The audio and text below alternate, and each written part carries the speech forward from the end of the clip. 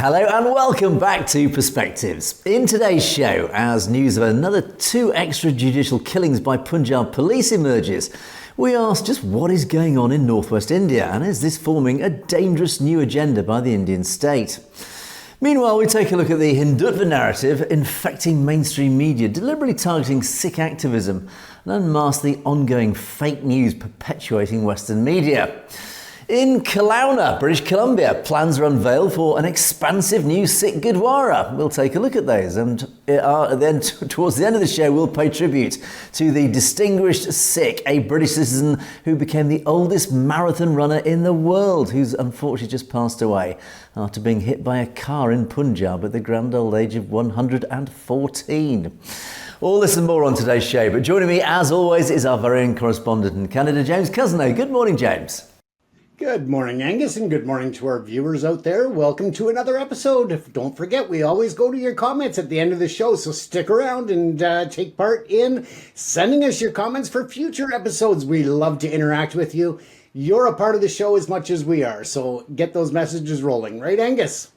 Absolutely right. And James and I together will be bringing you our perspectives on the daily news affecting the Sikh community across the world. And we will indeed, at the end of the show, take a look at loads of great comments. So thank you for those. Right, James, let's get underway. What are you going to start us off with this morning? Well, there is excitement growing finally out in Kelowna, British Columbia. Now, for those of you not familiar with Kelowna, it is a beautiful beach town. It's right on the Okanagan Lake, and that is where people just swarm to every summer. But throughout the year, there is quite a diverse population there, including the Sikh community. They have been trying to push forward with getting a new Gurdwara because they have outgrown the current one.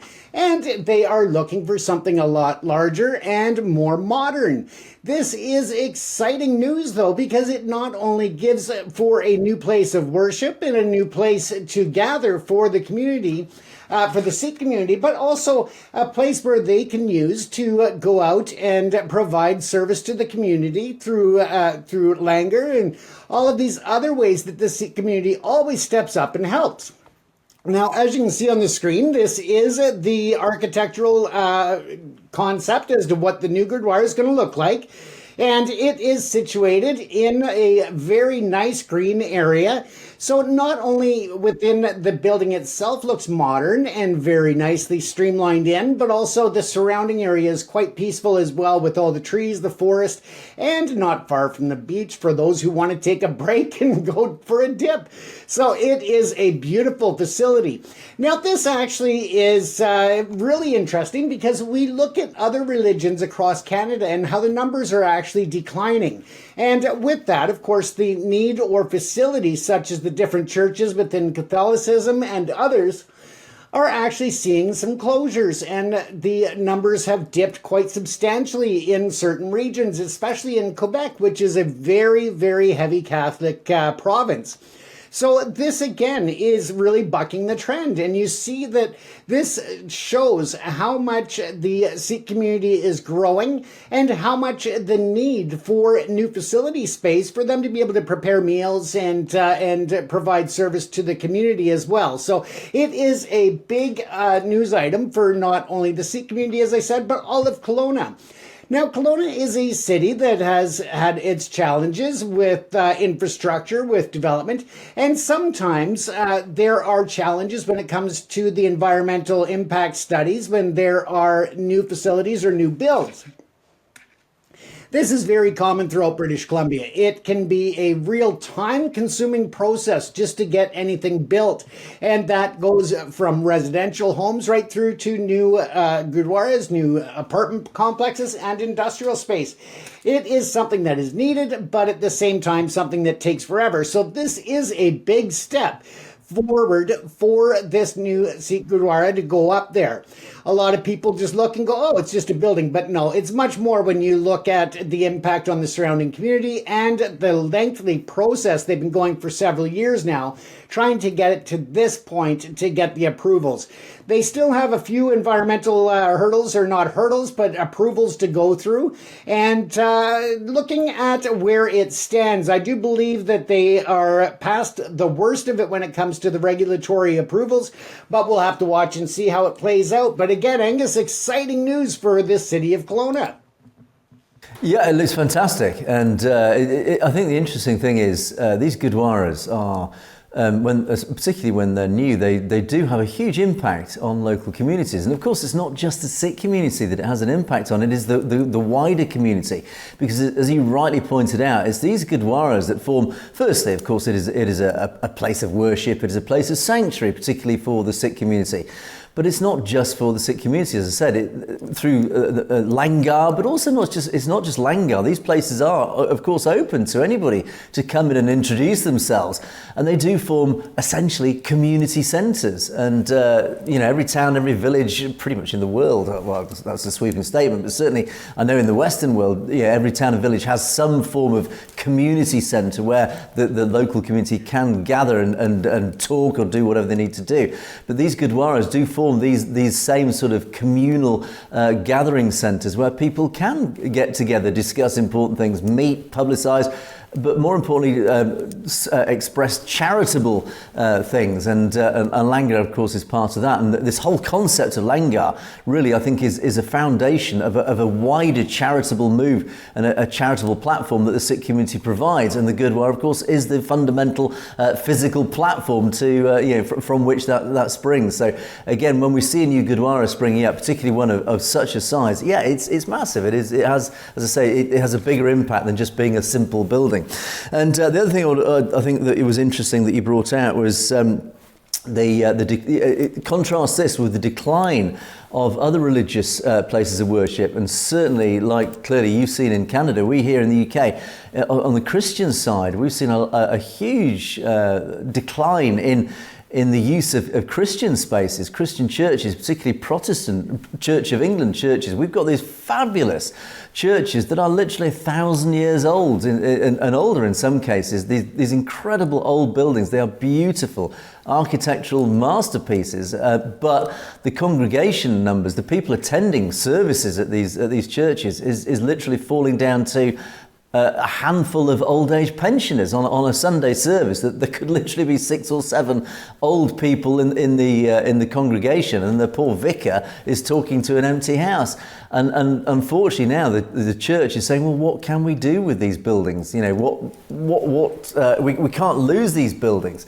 And again, this is a whole different area to discuss. But one of the big challenges, certainly here in the UK and clearly in the Canada as well, is that what do we do with these old churches that are falling into disuse? And that is, I think, indicative of the decline of, well, certainly Christianity. I don't know if other religions are experiencing it, but. What does that mean? Well, again, so we can have a whole different discussion on that. But certainly this one is a very healthy sign that things are moving in the right direction in British Columbia. And, well, it'd be great to see that in the flesh. I imagine it's going to be quite a magnificent building, James. Absolutely. And Kelowna is part of the Okanagan region, and they have everything from tourism to wine industry, farming. It is a beautiful area.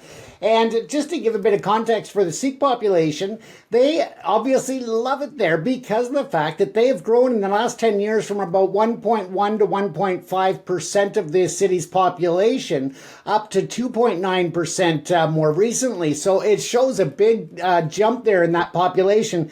And for Kelowna in general, the population is 166,000. So it just shows that they are definitely growing with the community, but it's not a huge city by any stretch. The population usually doubles during long weekends in the summer months because it's such a beautiful place. So again, congratulations to the Sikh community in Kelowna for getting this far, and I can't wait.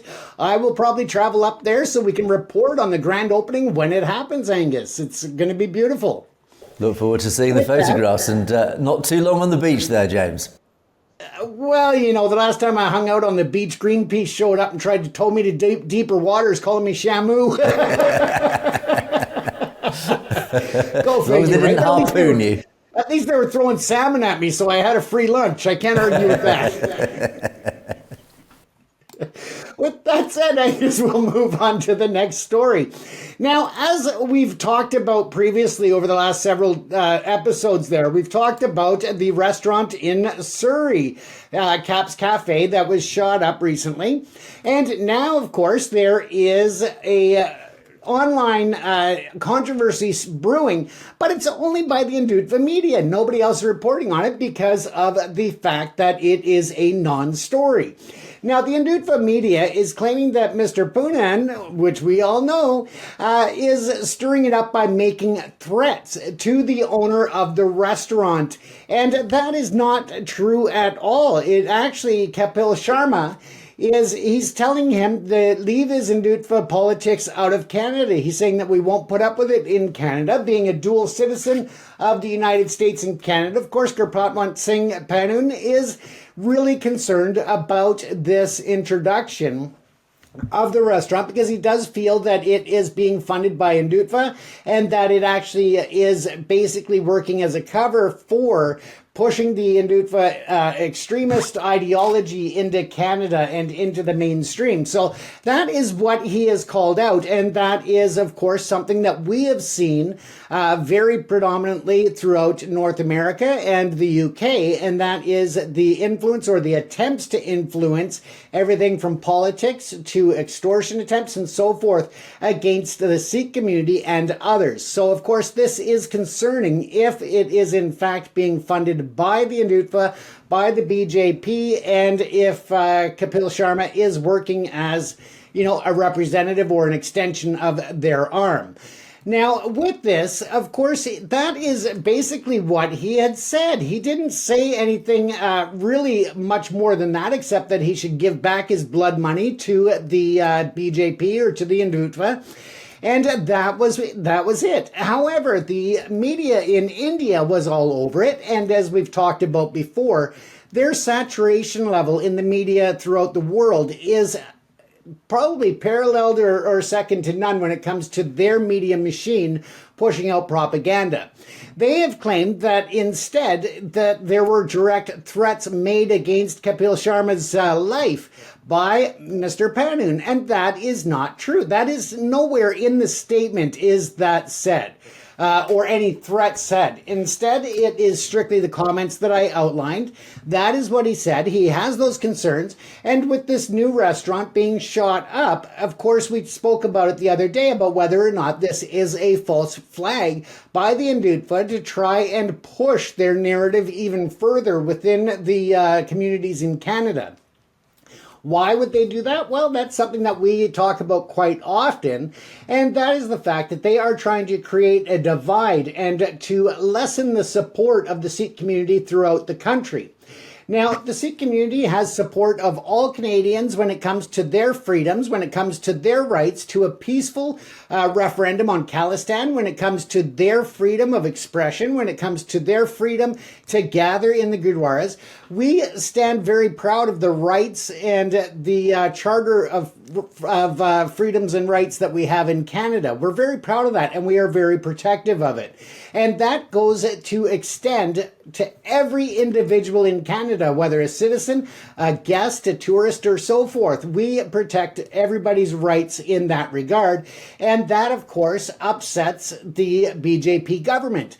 They make a lot of accusations about individuals being terrorists, about them operating here in Canada to further an agenda in India of separation, and they declare that that is a threat to the sovereignty of India and the future solidity of their government. And that is, again, just a bunch of hogwash that that Prime Minister Modi puts out there.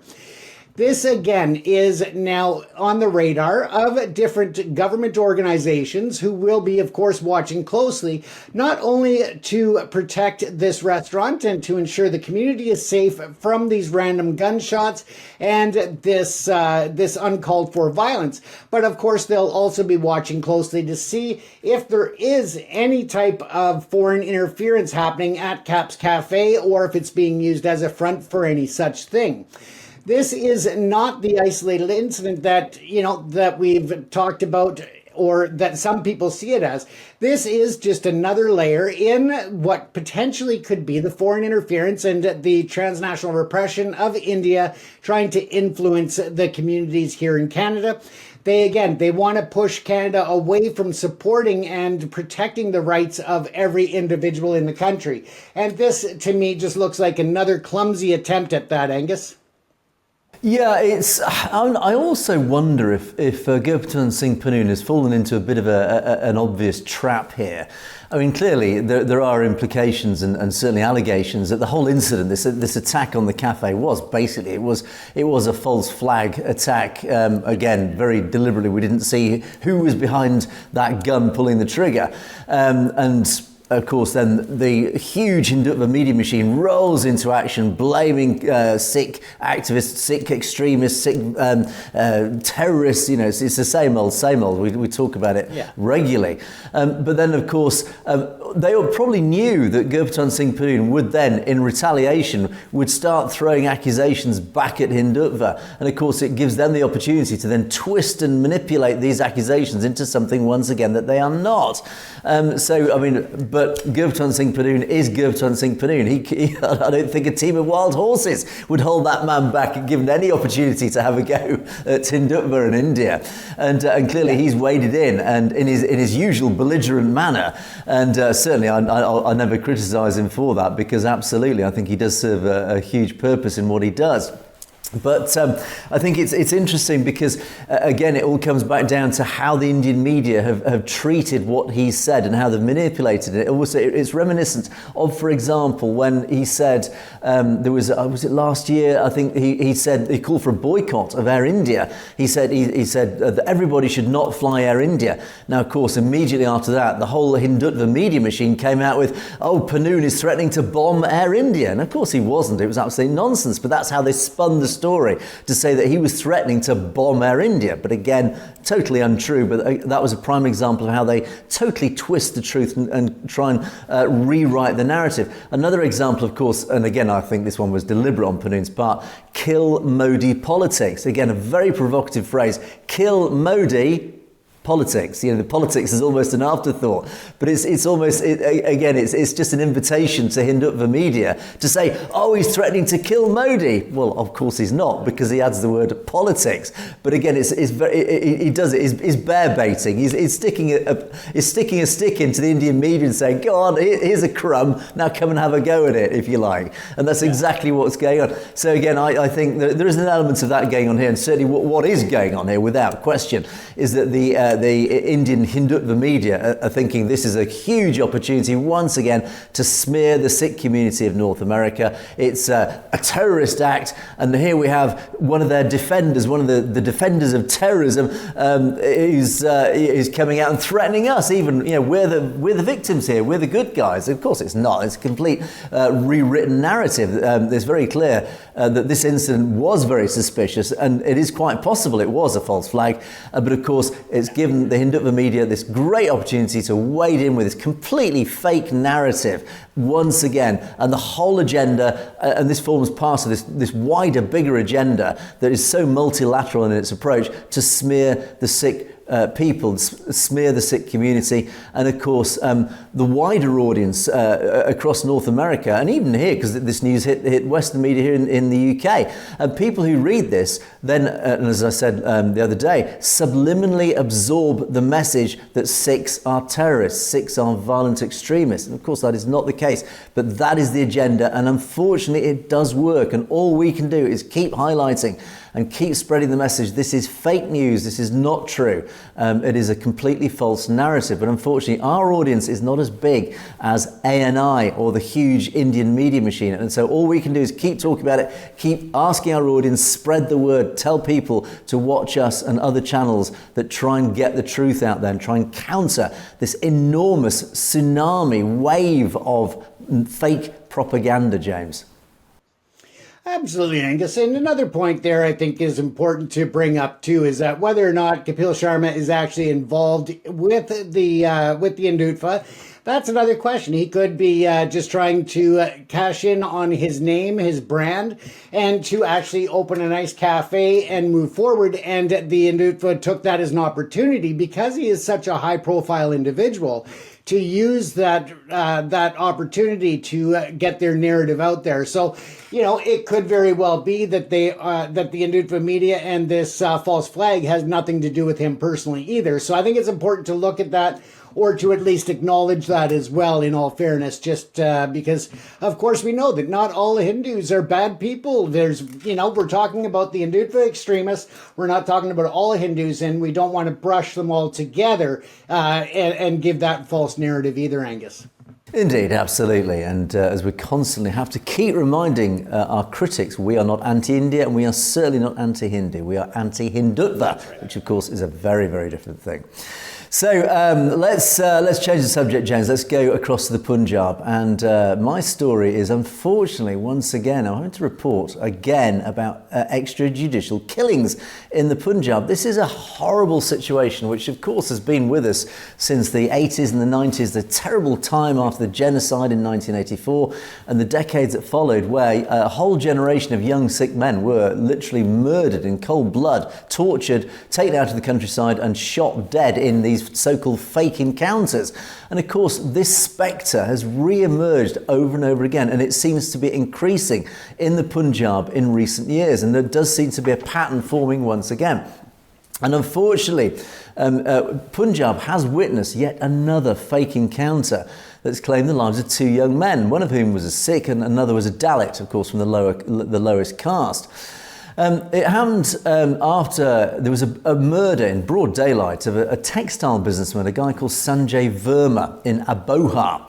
And this happened on July the 7th. He was gunned down by three unidentified persons. So again, a lot of critics have pointed out to the lawlessness of Punjab at the moment, that this guy, a businessman in Punjab, was just literally gunned down by three people in broad daylight. And of course, the population turned on the AAP, the Aam Aadmi Party government of Bhagwant Mann. And of course, the Punjabi police saying, look, what is going on? Why is this violence running out of control? Why are you not taking control of Punjab and sorting this mess out? So then the allegation goes that basically to cover up its own failure in preventing this murder in the first place and finding the killers, Punjab police apparently took away two youths that they arrested. Now, these two youths, as is often the case in these extrajudicial killings, they came from very poor and underprivileged families, and they took them from their homes and just took them away. They were basically bundled into the back of a van, metaphorically speaking, and just vanished. It's a little bit like Jagdal Singh Johal. Now, after the deaths was announced of these two young men, they were called Jaspreet Singh and Ram Ratan.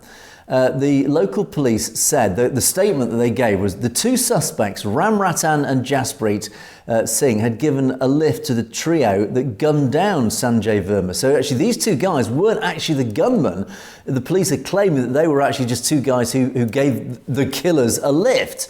So they're actually not even directly involved in this crime. They assisted in the build-up to it, allegedly. And what the police said was, during interrogation, they confessed to hiding the murder weapon and the assailant's clothes near Pir Tibba. It's around 1.5 kilometres from where the murder happened. And again, one has to question the narrative here is that they confessed. Did they really? And we do know that every police station in India contains a torture cell. So it is very likely that these so-called confessions were obtained through torture. And as we all know, certainly here in the West, under normal democratic rule of law protocols, any confession, any information, any evidence obtained through torture is not admissible as evidence. Any court will throw it out immediately if it is known to have been obtained through torture. And that is a standard that is in place across any Western democracy. Any court of law in any normal democracy will not accept evidence obtained under torture. Simple fact. Yet, again, likely that these two young men confessed under torture from the local police. Now, the police team, the narrative that was put out, claimed that they took the suspects to the location of the weapons cache to recover the weapons. However, the accomplices were already present at the spot, the three guys, the gunmen, and they apparently opened fire at the police. In retaliatory firing, both Ramratan and Jaspreet sustained bullet injuries and later died. So they are claiming in this first statement that actually they were killed in the retaliatory gunfire. And Fazilka police contradicted then their own version of the encounter, claiming that the two suspects in the murder of businessman Sanjay Verma were not killed by police but by their own accomplices. So again, the story actually started is that they were killed by police because, well, whatever reason they gave, like they were trying to escape or whatever, they resisted arrest and all that. But then suddenly it was actually they were killed by their own accomplices. Because 48 hours earlier, senior police officers had publicly announced that the two guys were gunned down in retaliatory police fire during a weapon recovery operation. But a complete U-turn, the FIR, the First Information Report, made public on July the 10th, stated that the two men were shot dead by their unidentified accomplices who ambushed the police team. So the story is totally, it twists and turns, it's convoluted, it contradicts. There are all sorts of different stories put out by the police on different dates. In other words, there is no consistent story here. And again, it just implies that the truth, because if whatever the truth was, the story will tend to be consistent. It tends not to change over time. If the story is untrue, in other words, if there is a fake narrative going on, it is likely then that over a period of time, that story will change. And that is exactly what's happened here. And as a result, because of the criticism that really grew after this situation, after this murder, these extrajudicial killings, Punjab police then ordered themselves a magisterial probe into the killing of the two guys. But the family, along with activists, staged a protest about his killing. They also submitted a memorandum to the Patiala SDM demanding the inquiry be conducted either by the Central Bureau of Investigation, CBI, or Punjab State Human Rights Commission, the PSHRC, primarily because they just don't trust the Punjab police to investigate themselves. Why would you? If the Punjab police are guilty of fake encounter killings, then why on earth would they then be reliable to conduct an investigation into their own murders? And sadly, as I said at the beginning, it does seem to be forming a pattern because as many as 20 fake encounters have taken place in Punjab in just 7 months. And these have claimed the lives of 5 Sikh youths and injured 17. And all the encounters were carried out during what they call recovery operations. So again, these aren't in the original crimes. These are subsequent, where these young men are then arrested and they are taken out on so-called recovery operations to recover the guns that were used in these crimes. Magically, they die. And it's happened 20 times. 5 have been murdered, 17 been seriously injured. And these are clearly part of an agenda, part of a pattern that seems to be growing in Punjab, where guilty Sikhs, according to the Punjab, are then taken out into the countryside and it turns out they die in suspicious circumstances. The allegations are very clear here, is that the Punjab police are deliberately murdering these young Sikhs because they tend to come from poor backgrounds, from families who don't have the resources and ability to question it and fight back and hold these people to account. They know they can get away with it. And unfortunately, this seems to be growing, and that more and more of these fake encounters are happening in the Punjab. The Indian police, the Punjab police specifically, are getting away with it. It's a very, very concerning situation, and it's really up to us, James, to keep highlighting this.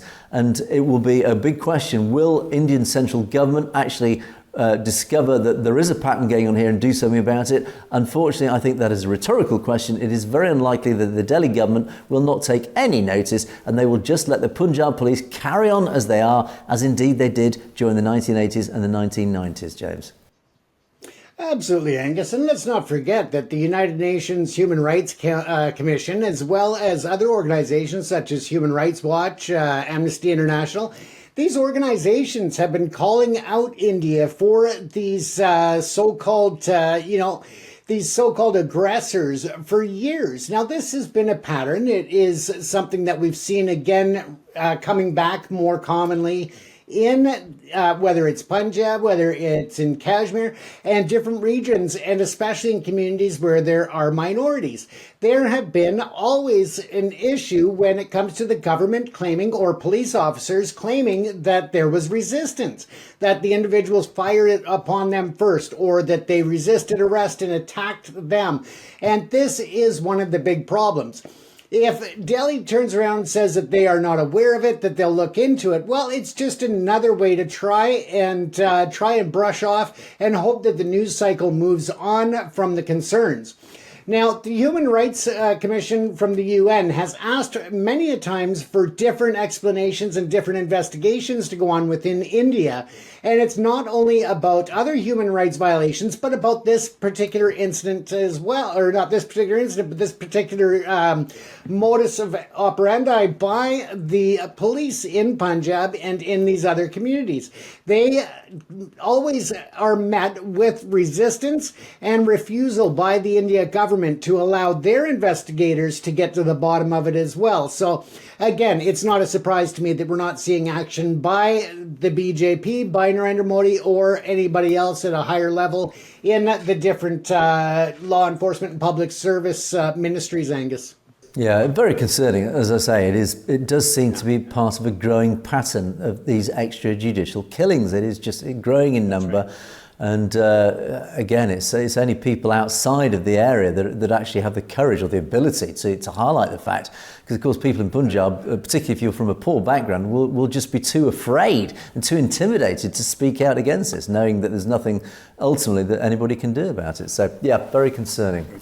Right, James, let's move on to my second story. And this is, again, staying in the Punjab, this is actually a very sad story. But again, it's tinged with something, well, I would say a bigger story behind it. This is the news, actually, that the world's oldest marathon runner, aged 114, unfortunately has just died after being hit by a car. He was a Sikh, of course he is. Fauja Singh.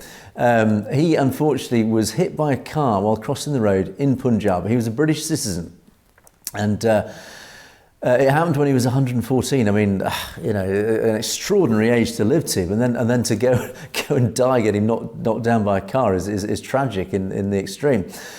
He was a British athlete, and he was believed to be the oldest runner to complete a marathon. And he was hit by this car. He suffered fatal injuries while trying to cross a road in his actual birth village, Beas Pind in Punjab. And this happened on Monday, a couple of days ago. His London-based running club and the charity Sikhs in the City confirmed his death, unfortunately, and said that their upcoming events in Ilford, that's in East London, will be a celebration of his life and achievements. Now, his coach, Harmandir Singh, at the club, said in a statement posted to the running club, "Dearest runners, it is with great sadness that we can confirm our icon of humanity and powerhouse of positivity, Fauja Singh, has passed away in India, aged 114 years old." Again, it's very, very sad news. And actually, I had the privilege of meeting Harmandir Singh. In fact, as it happens, I happen to have his business card because I met him last night, a lovely guy. And it's interesting, I note on the back of his business card, you won't be able to see this, but on the back of his business card, there is a picture of Fauja Singh, the man that he himself coached. This guy is iconic here in the UK as not just a Sikh and living to such a grand old age, but as a marathon runner of all things. And as Harmandir says, he unfortunately, when this incident happened, he succumbed to injuries caused by a vehicle accident while crossing the road close to his home. And his running club and charity Sikhs in the City will then devote all of its events until Fauja Singh's birthday challenge on Sunday, March the 29th, 2026, to celebrate his life of success and achievements. Now, this guy, Fauja Singh, I mean, he led an extraordinary life. He was... as I say, he was born in the Punjab and he lived in Ilford until, from 1992. So he's been in the UK, that's 33 years. So he's been in the UK for the last 33 years. But as I say, his story is extraordinary. He actually made his name by beating a number of records for marathon running in multiple age brackets, of course, as he moved up through each age group. And he became an inspiration, unsurprisingly, for countless athletes by running marathons past the age of 100. Now, I ran my last marathon, I think, at the age of 40-something, and then I thought, you know what, I'm going to hang up my boots. But this guy ran marathons over the age of 100. And he was, as I say, he was born in the Punjab back in 1911. This is where, unfortunately, when he was born on April the 1st, 1911, that was still under British rule. And that, again, brings into context of just how old this guy was. That he was actually born under the British Empire in 1911 in the Punjab. He was the youngest of 4 children in a farming family. And ironically, he was actually said to have suffered from thin and weak legs, and he was actually unable to walk until he was 5 years old. And I think his nickname when he was a young boy was Stick, because he was just so weak, he couldn't barely walk. He did move to England, and he settled in East London in Ilford with his son after the sad death of his wife, Jankaur and Jalandhar. But it wasn't until the year 2000, aged 89, that he took up running. And again, you've got to try and get your head around this concept at the age of 89, which is actually older than the average mortality rate of men, certainly here in the UK. So 89, he actually took up running. And then he quickly rose to fame by completing his maiden marathon in London in 6 hours and 54 minutes. Now, my best time is about 5 hours. This is an 89-year-old, straight 90-year-old that that was only just a little bit slower than me. And his time knocked nearly an hour off the previous world's best in the 90-plus age bracket. Now, I can't imagine the competition is too fierce in the 90-plus age bracket, but again, it's just extraordinary. And he ran numerous marathons, completing, for example, the 2003 Toronto Waterfront Marathon in 5 hours and 40 minutes, his personal best. Get your head around that. My best time, I'm no great runner, but I was 60-something years younger than Fauja. My best time was 5 hours. He ran 5 hours and 40 minutes in a marathon. Again, it's just extraordinary. October the 16th, 2011 in Toronto, he is thought to have become the first centenarian to run a marathon. So the first guy over 100 years old to run a marathon. Most people of any age can't run a marathon. He did it over the age of 100. Sadly, the Guinness World Records, for those that are aware of the Guinness Book of World Records, said they were unable to recognise the feat without the necessary proof of his date of birth. Because unfortunately, when he was born in 1911, he didn't have a birth certificate because official birth records weren't kept in India in 1911. Although he actually has a passport, so he has got a formal document. His passport says his date of birth was April the 1st, 1911. And he did actually receive a personal letter from Queen Elizabeth on his 100th birthday. That is a standard thing. My own grandmother, bless her, she reached 100 and she also got a letter. It's an automatic thing. When you reach 100 years old in the UK, you get a letter or a card actually from Her Majesty the Queen, as was now His Majesty King Charles. So Fauji got his own, of course, his own card from Queen Elizabeth on his 100th.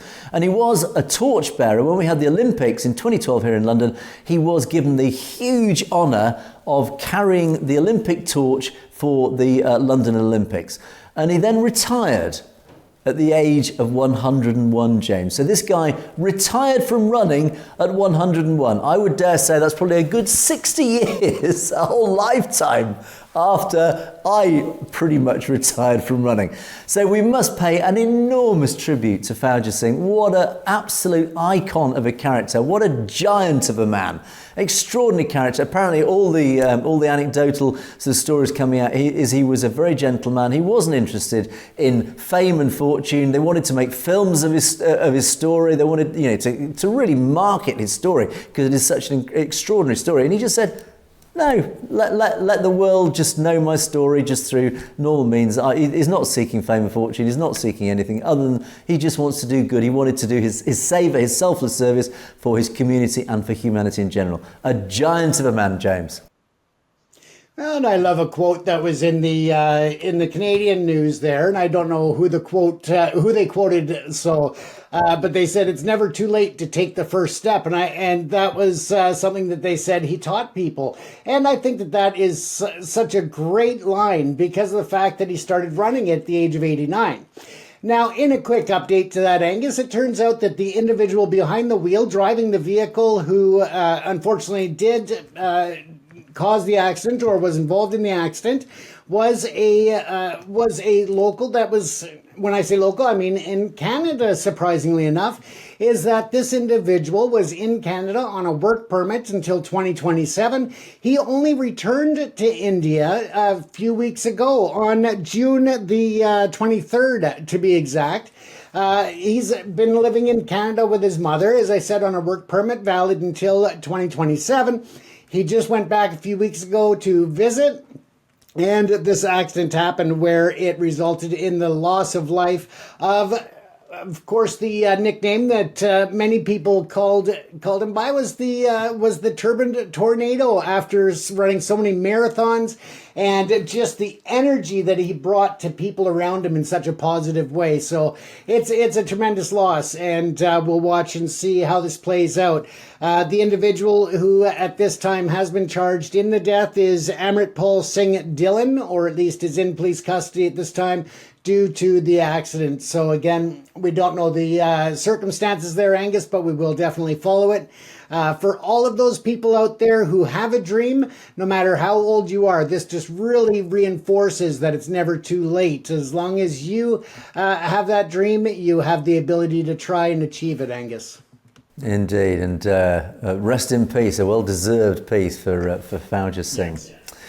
Right, James, let's move on to our comments column. And Hardal Singh starts us off with, welcome to the show, James and Angus. What can you tell us about Manjinder Singh Sirsa for embezzlement of Gurdwara funds? Well, Hardal, I did actually a little bit of research on this. And what was very telling is that in 2021, when this guy was accused of embezzling Gurdwara funds, is that the media was full of the charges and the allegations and a little bit of sort of backstory about what he'd been doing. Basically, he was accused of laundering funds in his local Gurdwara. But then, weirdly, it all just went silent. You do a Google search, you try and find any information about what happened to him. It draws up pretty much next to nothing. You can go off page after page and trawl. In other words, it's complete, almost radio silence on what happened to this guy. Well, I did actually eventually find something on him, and I think this speaks volumes. And it's what's not said that implies actually what actually happened. So this is, I'll just read you from an article that I did discover. A very short article. This gives a clue of what actually did happen to this guy, Manjinder Singh Sirsa. Now, the AAP, the Aam Aadmi Party in Punjab, the ruling party in Punjab, countered BJP leader Manjinder Singh Sirsa's baseless accusations against the Punjab government. So this guy has actually re-emerged as, unsurprisingly, he's clearly a pet of the BJP. He's a civil servant, he's a politician, he's still risen to the top. Yet again, it doesn't matter how criminal your past is, he's risen to the top. And in this article, two AAP leaders exposed this guy Sirsa's questionable past and the rapid deterioration of governance in Delhi under the BJP's watch, labelling Sirsa as unfit to preach to Punjabis. Now, one of his critics minced no words in pointing out that Sirsa's role as the OSD, that's the officer on special duties, the assistant basically, to Sukhbir Singh Badal during the decade-long Shiromani Akali Dal BJP rule in Punjab. So, in other words, what happened to this guy? He became an assistant, basically one of the key people in the background to Sukhbir Singh Badal, this character we talk about regularly, this guy who was basically ruined, taken control of the Shiromani Akali Dal, who has dispossessed the Sikh community in the Punjab of its democratic voice, and essentially with his Hindutva background and his Hindutva narrative and agenda has taken control of the Shiromani Akali Dal, and behind Sukhbir Singh Badal, turns out, is Manjinder Singh Sirsa. So this Sirsa has managed to shake off these Gurdwara embezzlement allegations and has risen once again, like the cream of the crop, has risen to the top. And as his critic said, everyone knows what that era was about. So when what's his name, Manjinder Singh Sirsa was assisting Sukhbir Singh Badal, it was an era of corruption, proliferation of drugs, a complete collapse of governance. Sirsa was not just a bystander, he was a part of that rotten system. And they also highlighted that Sirsa had alleged misappropriated nearly 1 crore of Gurdwara funds, which led to this FIR filed by Delhi Police's Economic Offences Wing in 2021. And then what they said was when the law started catching up, Sirsa didn't turn to the BJP out of ideology, he joined them to save himself from jail. So again, when I talk about it's not what's not said here, is basically reading between the lines what has happened, even though I can't find it I can't find the facts to support this. And I know why, is because the Indian media control the narrative. They've ensured that the truth hasn't come out, but clearly what's happened here is that he's managed to get off these embezzlement charges because he's cozied up to the BJP, and the BJP have said, right, yes, we'll have you, thank you, we'll turn you into one of our own. As long as you go out and push our agenda, we'll quietly brush away these accusations, as tends to happen in India. This corruption of the law in India is that when you become part of the ruling Brahmanical elite, is we can magically make these allegations go away, and it's exactly what's happened here. He's managed, as his critics said, he's managed to save himself from jail. And his critics continue to say that his role as a cabinet minister in Delhi presided over severe water crises brought about by the resurgence of the tanker mafia, daily power cuts reminiscent of an era when inverters were essential, skyrocketing private school fees that have become an unbearable burden for parents, the closure of clinics due to staff shortages, removal of bus marshals that compromise women's safety, delayed pensions leaving widows and senior citizens in distress. The list goes on. This guy is a political liability. He's incompetent. He's unable to govern in any form or capacity, yet he is protected by the BJP. He is protected by the ruling elite because he is part of their agenda. He is promoting their agenda, and it doesn't matter how incompetent or corrupt he is protected. He is above the law, James. That's where this guy ended up. Surprise, surprise. Absolutely, Angus, and it's a lot to be said with the old adage there that you don't partake in corruption, you don't lie, you don't cheat, and you don't steal. The government does enough of that for all of us.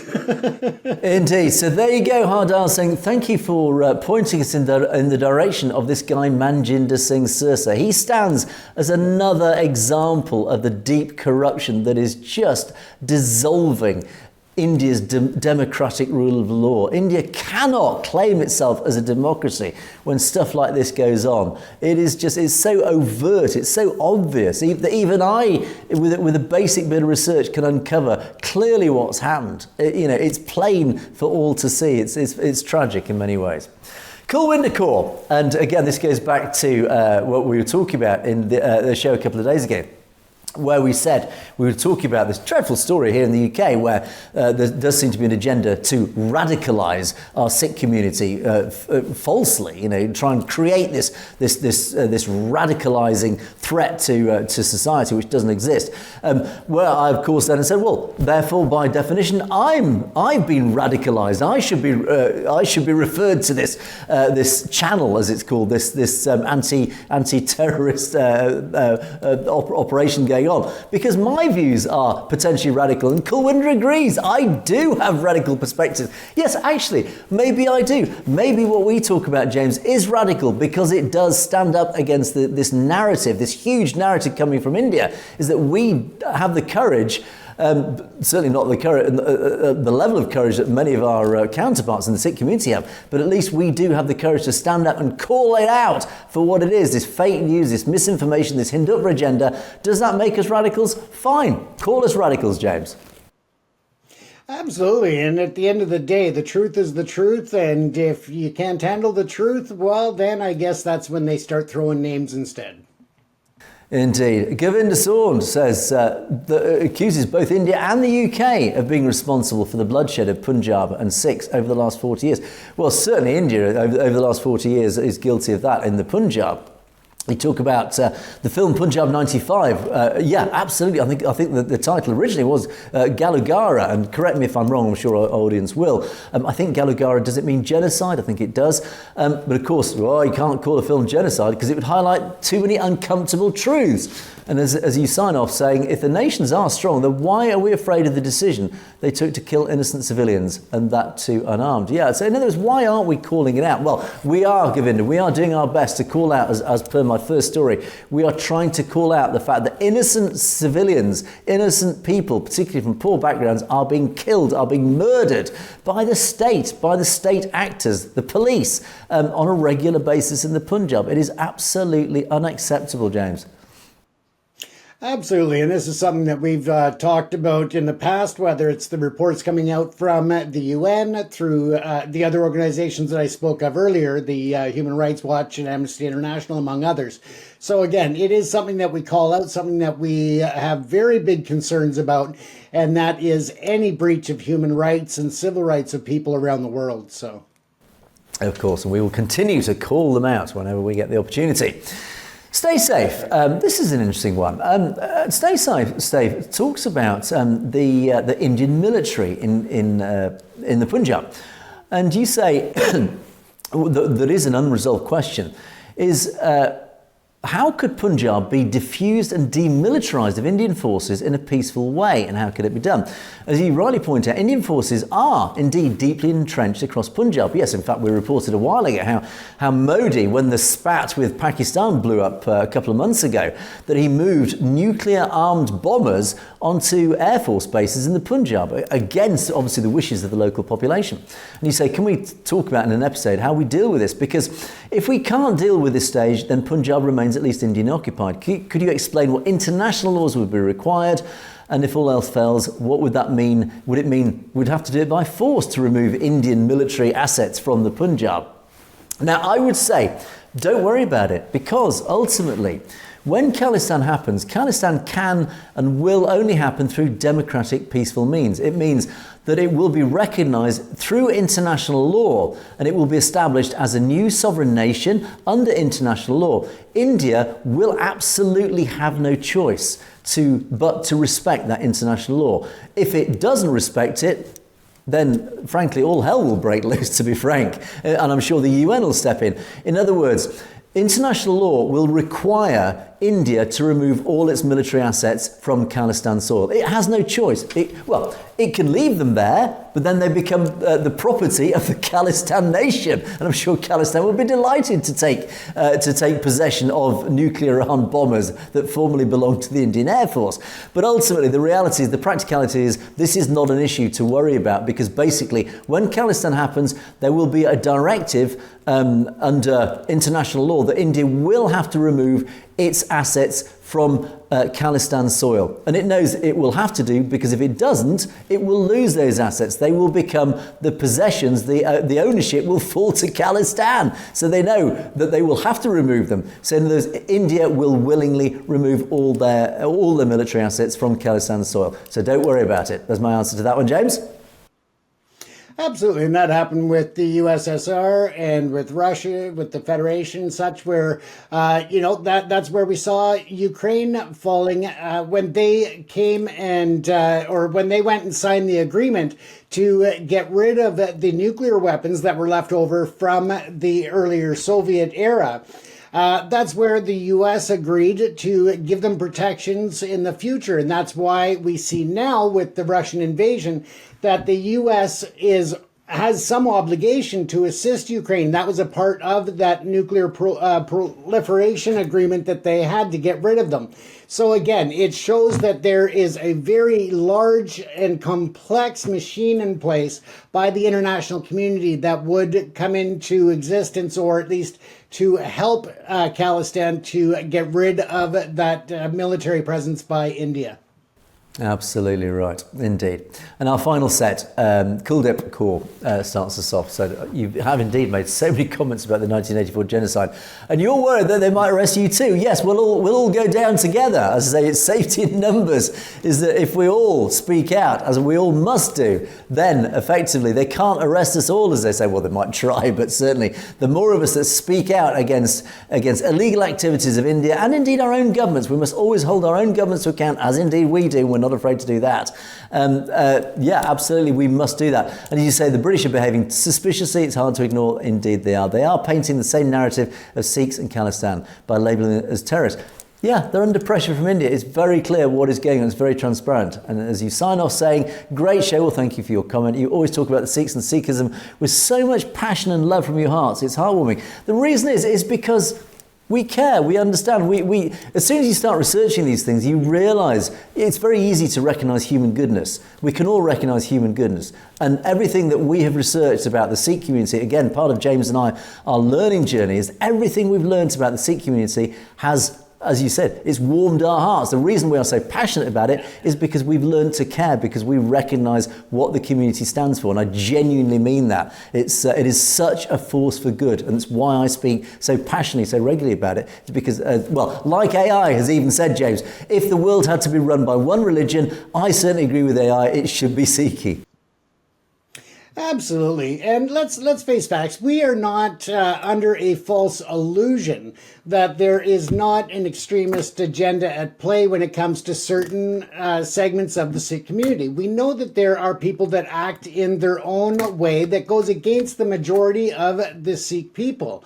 We do not represent them. We do not represent the extremists. We do not represent those that are partaking in violence. We are here to give a voice to all of those Sikhs who are being oppressed, who are being having their human rights trampled on, and those who are peacefully and diplomatically trying to gain what they lost, and that is khalistan. That is their right. That is what they had stripped away from them when the British colonized India, or the Sikh Empire at the time. So again, it is, we come from a point that we are here to speak for the majority. We are here to speak for the rights and to stand up for those who may not be able to have a voice, because in India, they are persecuted for having a voice that goes against the BJP and the Hindutva extremists. So again, there are extremists and there are these people in the Muslim community, in the Hindu community, in the Sikh community. It doesn't matter where you go, the Christians, the Catholics, there are extremists everywhere. Those are not who we represent. We represent the voice of those who want to do this properly, peacefully, and diplomatically, and to move forward, Angus. Totally right. We stand for the fight against injustice. We stand for freedom. We stand for democracy. It's very simple. And those simple values are exactly what the Sikh community stand for. So, of course, we are aligned. There's no great secret about it. A big shout out to Reveal a Pattern in Australia. I don't think we have a very large audience in Australia, but it's great to see that we do have people down under in Australia. So a good day to you guys, and thanks for watching. And do spread the word. We need more Australians and more Kiwis watching us as well. Surjit Condell, welcome both of you. Miss you. Yes, indeed. We were, sadly, we were absent last week for various reasons. Apologies for yesterday. Some of you, of course, will notice that there wasn't a show yesterday. Yes, apologies. There was a bit of a last-minute medical emergency. Don't worry, nothing to worry about to do with a relative. So sadly, we couldn't broadcast yesterday, but we are back now. So hopefully, fingers crossed, back to our normal schedule. So, but of course, it's great to be missed, James, isn't it? It always is. And we miss our viewers as well. Even though we don't personally talk to you, we get all of your comments and your feedback, and we feed off of that. We really appreciate you taking the time to make comments like this as well. Thank you. And Navjot Nijar, how good are these guys presenting such an accurate, truthful show? Oh, bless you for that comment. We love that one, James. Absolutely. My head might swell and I'll need a wider angle lens to get it all in there.